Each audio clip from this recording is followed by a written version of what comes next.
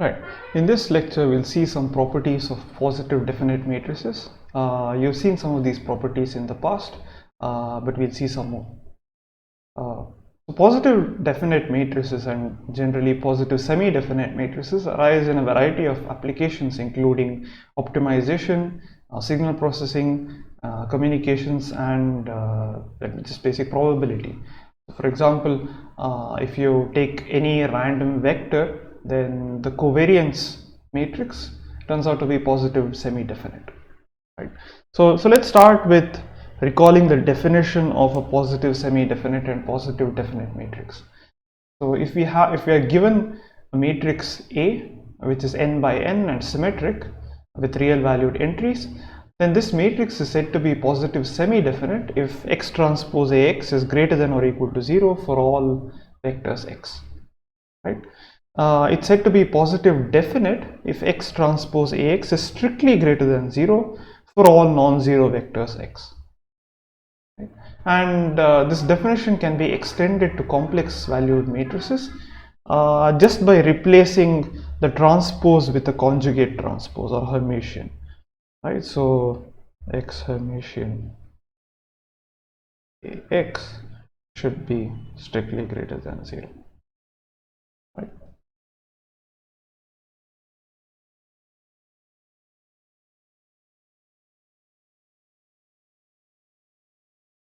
Okay, so why are these matrices interesting?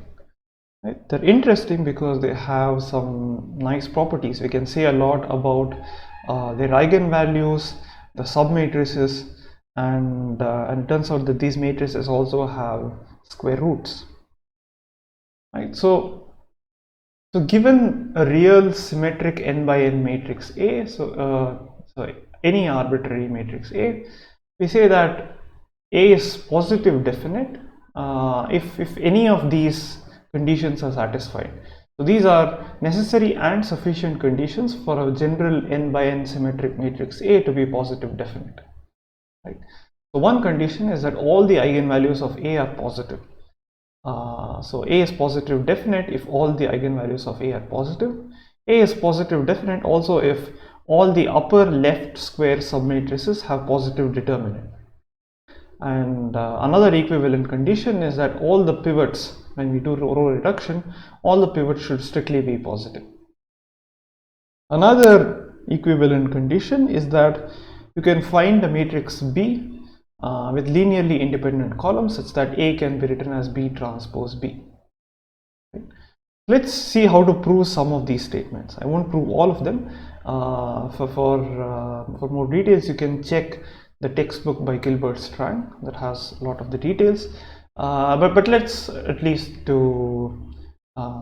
just to get started, let's see the proofs of some of these statements. Right? So let's prove that 1 is equivalent to 2. Right? So A is positive definite if and only if the eigenvalues of A are positive. So let's start by assuming that A is positive definite. Okay, so we know that x transpose Ax is strictly greater than 0 for all non-zero vectors x. Right? So we want to prove that all the eigenvalues of A are strictly positive. So the natural choice of x would be to choose it to be some eigenvector, right? So let's suppose that lambda is some eigenvalue of A, and let's take x to be the corresponding eigenvector. Right? So we know that x transpose Ax is strictly greater than 0, since of course x is non-zero, it's an eigenvector. But x is an eigenvector, which means that A times x is lambda times x.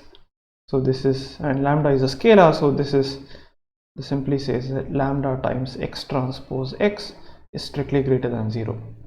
But what is x transpose x equal to? It's simply the norm squared of x, right? It's the squared norm of x.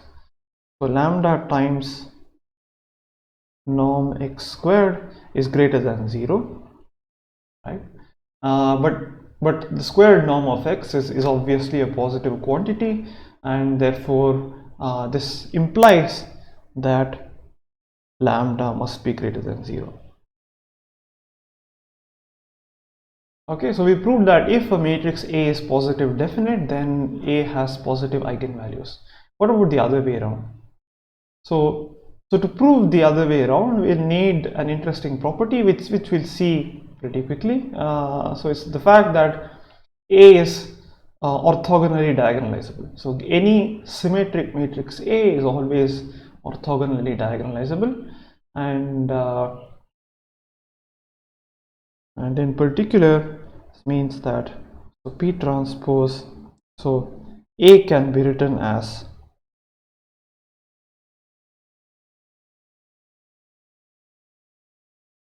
P transpose lambda, dp, where P is a matrix with orthogonal columns, right? And you can use this property to show that if you take any X transpose, so you know that D is positive, right? So D has positive elements along the diagonal, and you can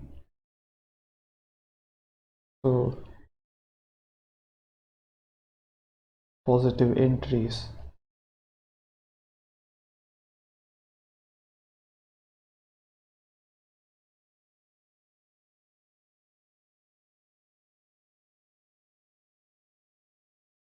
on the diagonal. So since all the eigenvalues are strictly positive, right? And what this means is that if you take the square root of D, right? By the square root of D, I mean that, so let me call it D prime, which is square root lambda 1, square root lambda 2, and so on, square root lambda n. So some of these eigenvalues may be repeated. Okay, so all of these are positive, of course. So square root lambda, so I'll take plus square root lambda 1 plus square root lambda 2 all the way up to plus square root lambda n. So this is a diagonal matrix, and therefore we can write this as P transpose D prime P, right? So we have this. So now if we look at any, but D is a diagonal matrix, so D prime transpose is D. So this is D prime P, the whole transpose, times D prime P, right? So now if we look at X transpose AX, right? So this is simply X transpose D prime P transpose D prime P X, right? But this is also equal to D prime P X, the whole transpose, times D prime P X.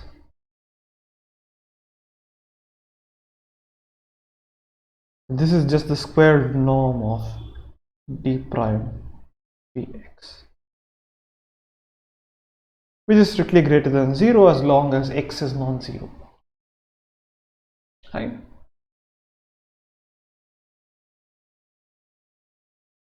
And moreover, the other important thing to note is that X, so P and D prime both are full rank. So D prime P is a full rank matrix, and therefore the null space consists of only the zero vector. So D prime Px cannot be a zero vector, and that's important. Okay, so that's one way of proving that 1 is equivalent to 2.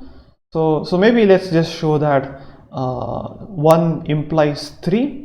In other words, all the upper left square matrices of A have positive determinant, right? In fact, we'll show something even stronger. So let's suppose that A can be written in the following way. So A consists of the following blocks: A1, which is, let's say, k by k for some number k between 1 and n, and so this is A2, which is k by n minus k, A3, which is n minus k by k, and A4, which is n minus k by n minus k. So I've done nothing at this point. I'm just representing A in terms of the following blocks. So this is the upper left square submatrix of size k, and our goal is to show that for every k, A1 has positive determinant. In fact, if A is positive definite, then A1 is also positive definite for every value of k. Okay, and how do we show this? All we need to show is that A1, so given any vector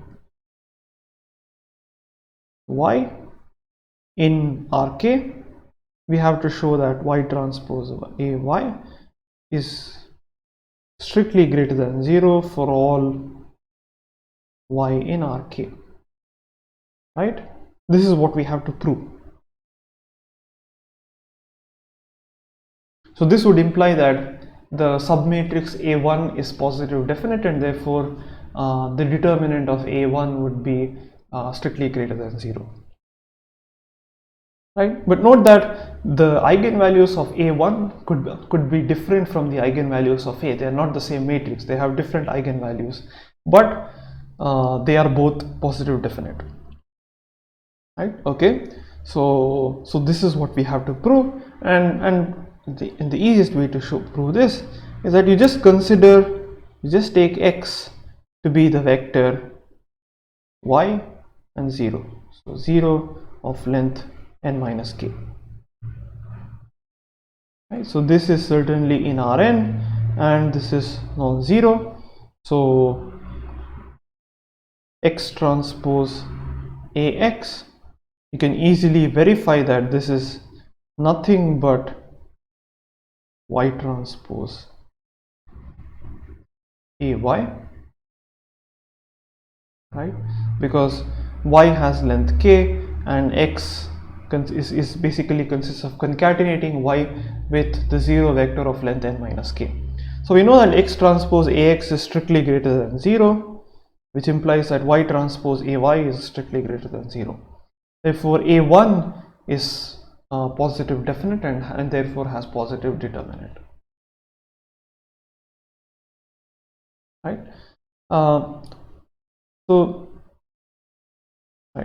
So for part 5 we'll use a similar property. We've essentially shown part 5 in the previous proof, right? So here I've written A as P transpose dP, but in fact I showed that A is equal to this d prime P transpose d prime P. If I take this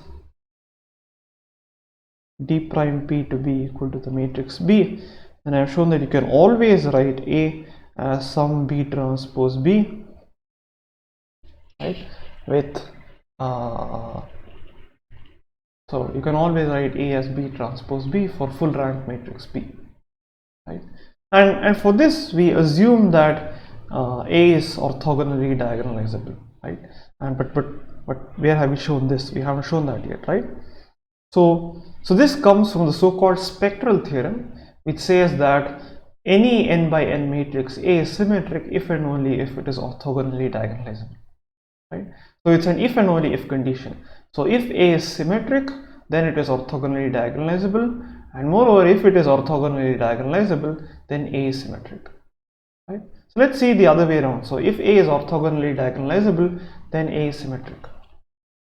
So if A is orthogonally diagonalizable, then we know that we can write A as some P D P inverse, but P is an orthogonal matrix, so P inverse is simply P transpose, so it's P D P transpose, and A transpose is equal to P D P transpose, the whole transpose, which is simply equal to P D P transpose, right? So A is equal to A transpose and therefore A is symmetric.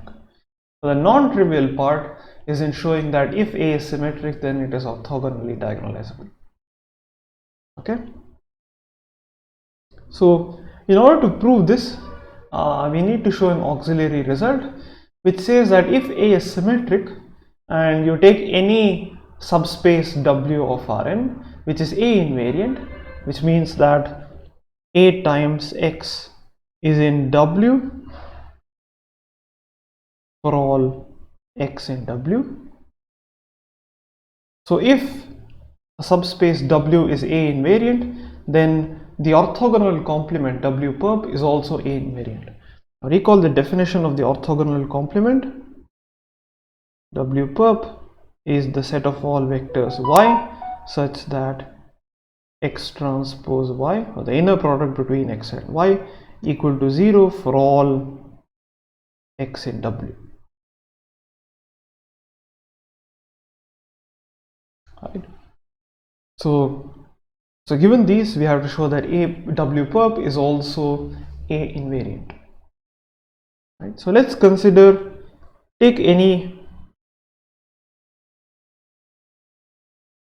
Y from W perp. Right.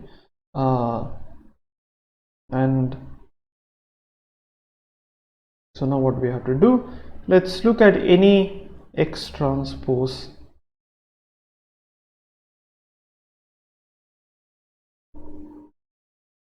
AY. Okay, so take a Y from W perp and take any X from W. Okay, and I'll consider the expression X transpose AY. Right. Now this is also equal to, so this is what is the quantity that I am interested in. Now if I can show that, so AY is also in W perp if X transpose AY equal to 0, right? So for any Y, if AY, so any Y in W perp, AY is also in W perp if and only if X transpose AY is equal to 0. So this is what we have to show, right? Let me instead look at Y transpose AX, right? So certainly, so W is A invariant, so A times X is also in W. So this quantity AX is in W, and Y is in W perp, so Y transpose AX is equal to 0. Right? So this is what we know.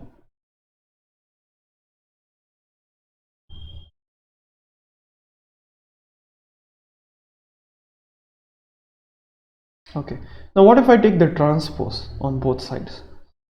Right? So I get this transpose is also equal to 0, but the transpose is X transpose A transpose Y, but A is symmetric, right?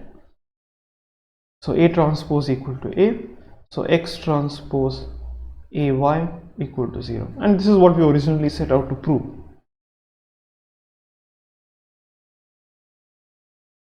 Okay, so basically what we've shown is that if A is symmetric and W is any A invariant subspace, then W perp is also A invariant. And this is key. This is key to proving the spectral theorem. So note that if the other property that will be useful is that if A is symmetric and lambda 1 and lambda 2 are distinct eigenvalues of A, so lambda 1 is not equal to lambda 2, and if then the corresponding eigenspaces are perpendicular. So if you have any vector u which is an eigenvector corresponding to lambda 1 and v is an eigenvector corresponding to lambda 2, then u transpose v equal to 0. Right? And how do we prove this? So let's consider u transpose AV. right? Since V is an eigenvector corresponding to lambda 2, we have this, so this is equal to U transpose lambda 2 times V, or lambda 2 times U transpose V. Okay, now what if I look at V? So let's look at the transpose of this particular, of the left hand side. So U transpose AV, the whole transpose, right? So obviously this is equal to lambda 2 times V transpose U, but U transpose V equal to V transpose U, since it's just the inner product. So this is lambda 2 times U transpose V. But what is U transpose AV transpose equal to? It's V transpose A transpose U, which is, since A is symmetric, A transpose equal to A, so this is V transpose AU, but A times U equal to lambda 1 times U, right? So this is lambda 1 times V transpose U, right? So basically what we've shown is that but V transpose U is equal to U transpose V, so this is lambda 1 times U transpose V. So lambda 1 times U transpose V is equal to lambda 2 times U transpose V, or lambda 1 minus lambda 2 times U transpose V is equal to 0. Now lambda 1 is not equal to lambda 2, so this quantity is non-zero. So this can only happen if U transpose V is equal to 0. Right? So eigenvectors corresponding to distinct eigenvalues of a symmetric matrix are orthogonal to each other. Right? So we've shown that if A is symmetric, then if W is A invariant, then W perp is also A invariant. We've also shown that if A is symmetric, and then eigenvectors corresponding to distinct eigenvalues are orthogonal to each other. Now we have almost everything we need. Now note that if A is diagonalizable, then it must be orthogonally diagonalizable. So we'll use the previous property that we've shown in order to prove this particular statement. So firstly, if A is diagonalizable, then it is orthogonally diagonalizable. Of course, we have to show that A is diagonalizable in the first place, but consider any diagonalizable symmetric matrix A, right? So all I need to do is to find an orthogonal basis of eigenvectors of A, right? So let's suppose that lambda 1, lambda 2, and so on up to lambda k are distinct eigenvalues of A, right? And they have eigenspaces V1. The corresponding eigenspaces are V1, V2, V3 up to Vk. Now we know that the eigenspaces are orthogonal to each other. We've just shown that. So any vector in V1 is orthogonal to any vector in V2, any vector in V1 is orthogonal to any vector in V3, and so on, right? So what we can do now is that now we know that this is diagonalizable. So A is diagonalizable, and therefore the sum of the dimensions of the VI's is equal to n, right? So what we can do is just do Gram-Schmidt orthogonalization for any basis corresponding to the VI's. So you will get basis V11, V12, vectors V11, V12 up to V1 D1, where D1 is the dimension of the vector V1. We can choose this to be an orthogonal basis just by doing Gram-Schmidt orthogonalization, right? Corresponding to V2, we have V21, V22, and so on, vectors V2, D2, and so on. right? So you separately do Gram-Schmidt orthogonalization for any basis of v1, v2, v3 up to vk. So all the vectors in here are orthogonal to each other. All the vectors here are orthogonal to each other. Every vector here is orthogonal to with every vector here, right? And we've just seen that. So therefore, we've just constructed an orthonormal basis, and we can choose this to be our orthonormal basis, and therefore A is orthogonally diagonalizable. So this was under the assumption that A is diagonalizable. And now what we have to show, all that is left to show, is that A is always diagonalizable. As long as we have any symmetric n by n matrix A is orthogonally diagonalizable. All right. So the proof will proceed via induction, right? So consider, so to start with, any 1 by 1 matrix is symmetric and is obviously orthogonally diagonalizable. That's a trivial case. So now let's assume that, let's consider any n by n matrix A, right?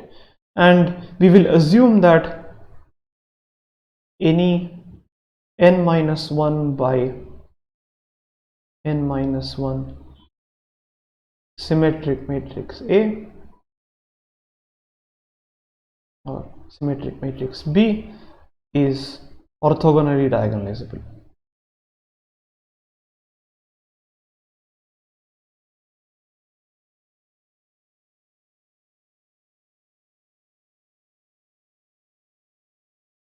Right? So this is going to be our induction step. Right? So what we are going to do is, so for this we'll make use of the following property. We'll make use of the property that is, if W is an A invariant subspace, then so is W perp. Okay. So, and how do we apply this particular result? So consider any eigenvalue lambda of A. Right? So any non-zero eigenvalue lambda of A. Certainly, as long as A is non-zero, there exists at least one non-zero eigenvalue. And consider any eigenvector V corresponding to lambda. Right? Take one eigenvector. Okay. So this is going to be our subspace W. Right? Consider the one-dimensional subspace which consists of just this eigenvector V. Right? So clearly W is A invariant because A times V equal to lambda times V. Right? So it's obviously in this. So by W I mean the subspace spanned by V. So it's the set of all scalar multiples of V. So we maybe write this as, so the set of all alpha times V for alpha in R. Right? So this is my W. So clearly A times alpha V is alpha times lambda V, which is also in W. Right? Okay. So we have this, and therefore so this implies that W perp is also A invariant, right? And so W perp is n minus 1 dimensional, right? So W is one dimensional, so W perp is n minus 1 dimensional.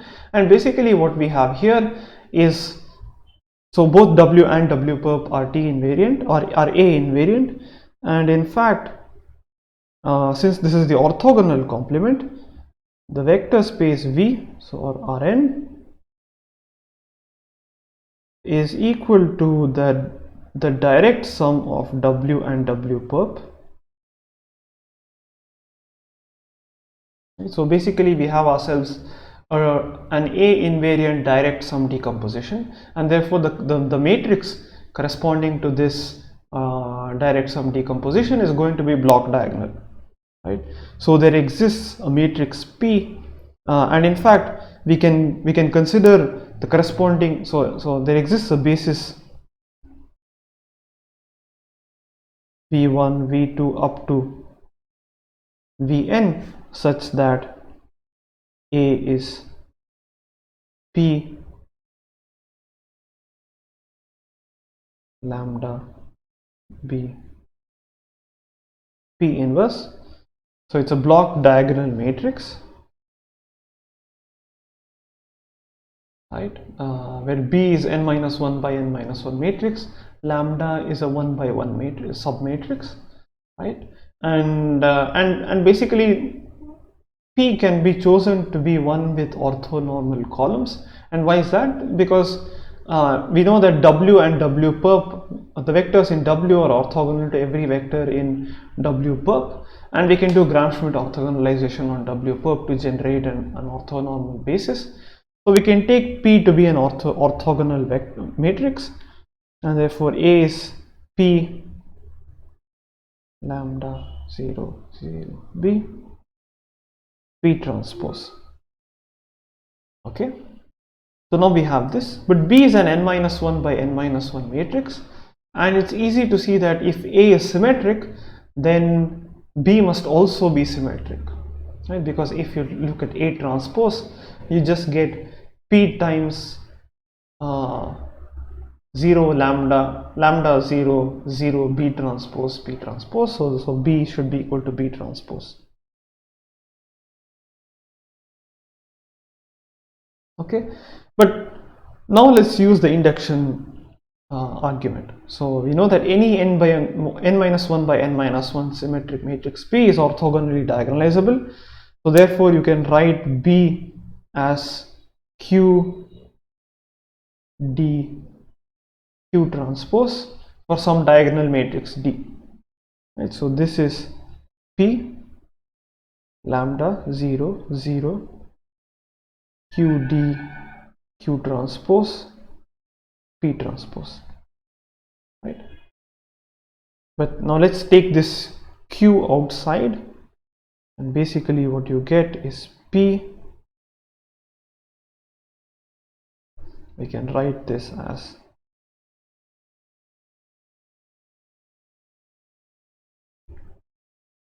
identity, so it's actually 1 Q 0 0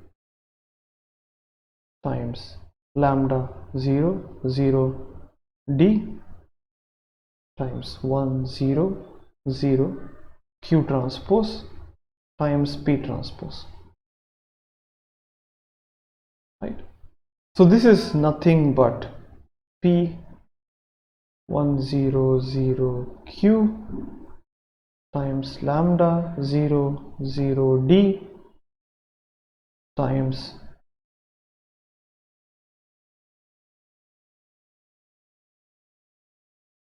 P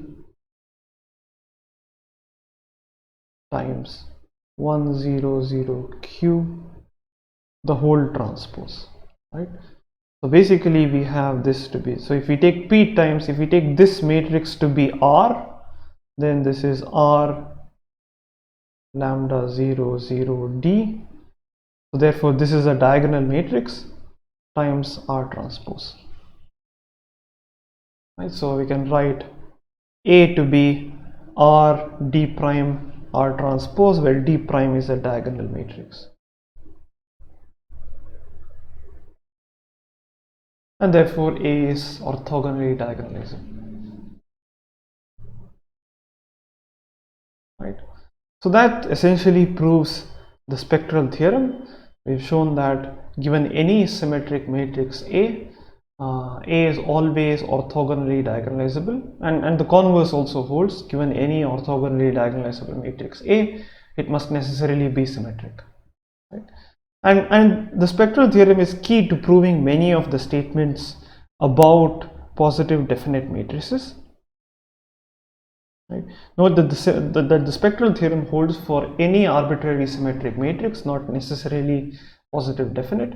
But if in addition A is positive definite, then we have some of these nice properties.